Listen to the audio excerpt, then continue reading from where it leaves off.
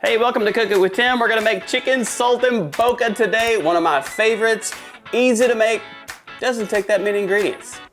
All right, so we got chicken stock, some white wine, olive oil, chicken of course, because it's chicken saltimbocca. A little bit of flour, black pepper, garlic, and of course basil, and then a little bit of prosciutto. Who doesn't like prosciutto? And then for this particular dish, I'm gonna use Gruyere. Very, very tasty, complements the dish very well. Let's get started. All-purpose flour. Season it up with a little bit of black pepper, and of course, salt.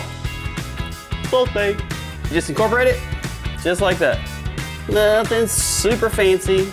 Just make sure that the flour is seasoned. All right, now we got this big piece of chicken. So if we cook this in the pan, it's gonna be a little bit too thick and the texture won't be right with the chicken saltimbocca. So what we're gonna do is we're gonna slice it, make some thin slices, and then we're gonna pound it out to tenderize it and to get it to the right thickness. So here we go. I know this might gross some people out, but first thing you wanna do is cut away a little bit of that fat and just weird parts of the chicken. All right, now from this point, we're gonna cut thin strips.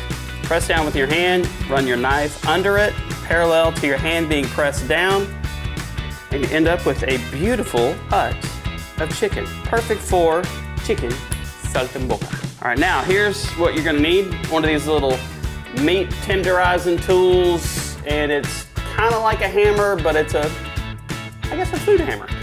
What we're gonna do is we're gonna lay down some plastic. And you're simply gonna start in the middle and work your way out.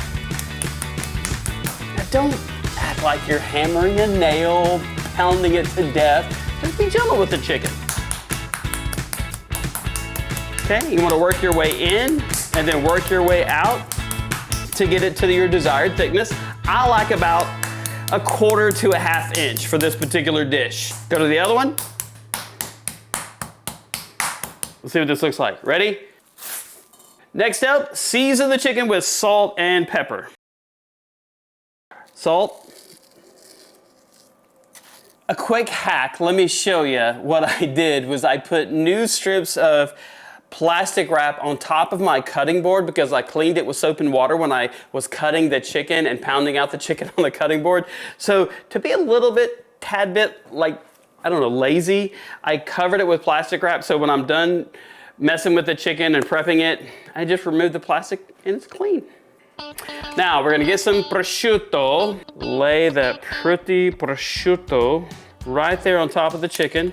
This is gonna add such a depth of flavor. I mean, it'll have your palate dancing. Any prosciutto lovers, anybody?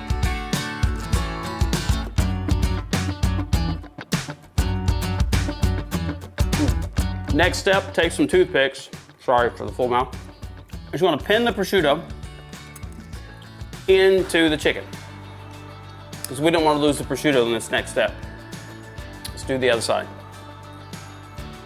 Down into the chicken and prosciutto, up under it, then back through it. Now we're gonna dredge it in the flour. See how that prosciutto is covered pretty well? And no, this ain't no marry me chicken. This is chicken saltimbocca. Beautiful. And let me just show you how easy cleanup is.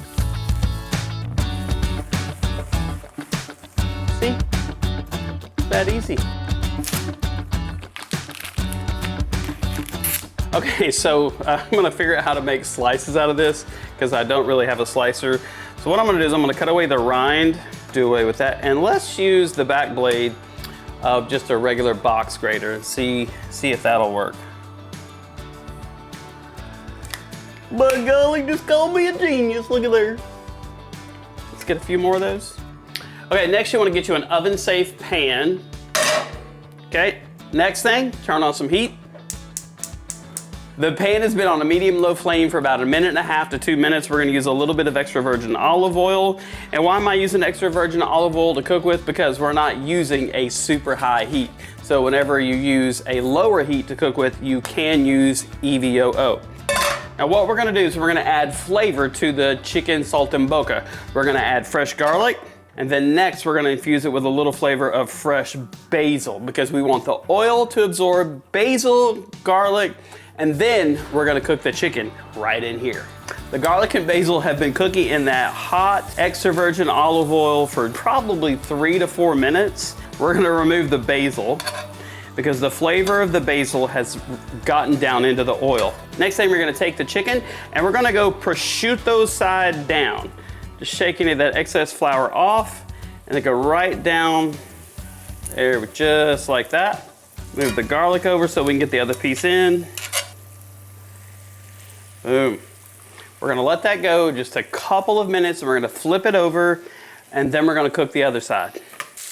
All right, now we've got a crust formed on the prosciutto side down. Now let's flip the chicken.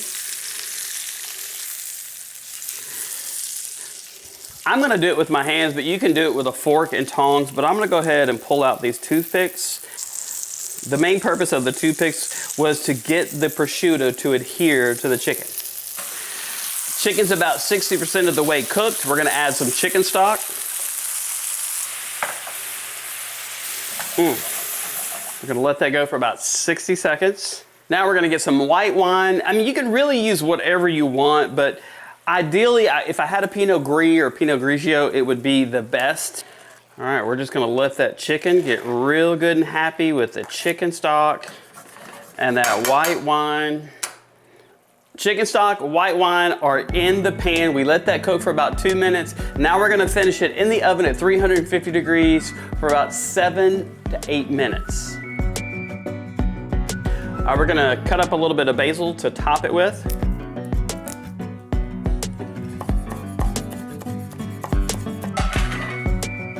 All right, now let's take that fontina cheese, lay it right on top. And then it's practically ready. Give us a few minutes.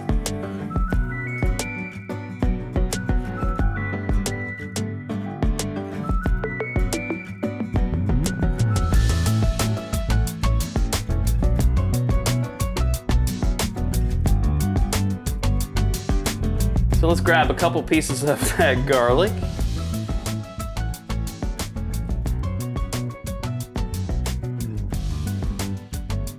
Now we're gonna take a little bit of that leftover chicken stock and white wine and pour it right on the top.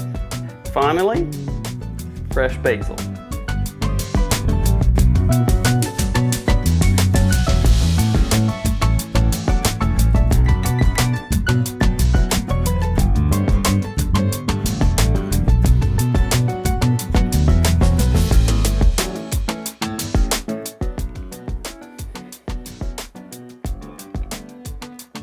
Magnificent. Even some of that roasted garlic, dip it down in that sauce.